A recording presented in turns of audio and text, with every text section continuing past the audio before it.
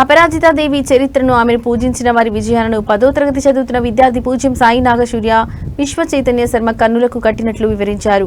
మంగళవారం Kakinada Venkat Nagar port railway station వద్దనున్న శ్రీ అన్నపూర్ణ సమేత కాశీ విశ్వేశ్వర స్వామి ఆలయంలో చైతన్య శర్మ మీడియాతో మాట్లాడారు. పరాజితం లేని అపరాజితాదేవి చరిత్రను చైతన్య శర్మ భక్తులకు వివరించారు. సమస్త సృష్టికి మూలాధారమైన అమ్మవారికి కూడా దశావతారాలు ఉన్నాయని, అందులో అపరాజితాదేవి ఒక రూపమని తెలిపారు. మహాభారత రామాయణంలో ఆమెను పూజించిన శ్రీరాముడు, అర్జునుడు తమ ప్రత్యర్థులపై విజయాలు సాధించారని ఆయన గుర్తు చేశారు.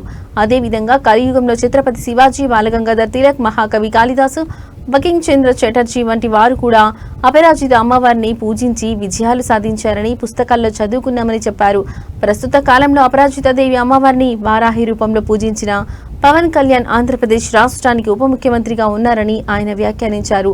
ఈ సందర్భంగా అన్నపూర్ణ సమేత కాళీ విశ్వేశ్వర స్వామి ఆలయ ప్రధాన అర్చకులు పుల్లేటి కుర్తి సుబ్రహ్మణ్య శివాచార్య మాట్లాడుతూ, విజయదశమి సందర్భంగా వచ్చే నెల అక్టోబర్ 2వ తేదీన ఆలయ ఆవరణలో ఉన్న జమ్మి చెట్టుకు అపరాజితాదేవి అలంకరణ చేసి సెమి పూజ చేయడం జరుగుతుందని తెలిపారు. ఈ పూజా కార్యక్రమానికి నగరంలో ఉన్న అమ్మవారి భక్తులందరూ విచ్చేసి విజయవంతం చేయాలని ఆయన విజ్ఞప్తి చేశారు.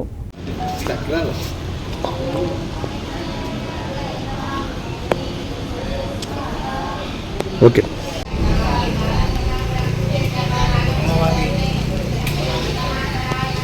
జన్మనాకేతన మమ యుద్ధే చరితం యన్మే దుష్టదైతనవర్హనం తస్మిన్ సిత వైరగత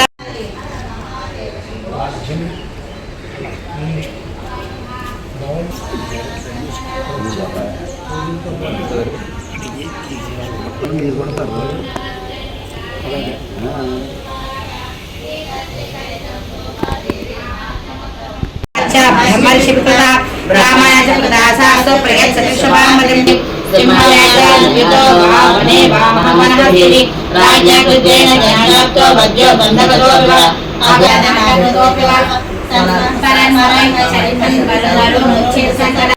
విజయదశమి రోజున ఉదయం నుండి కూడా అపరాజితాదేవికి అనగా జమ్మి చెట్టుకి పూజలు జరుగుతాయి.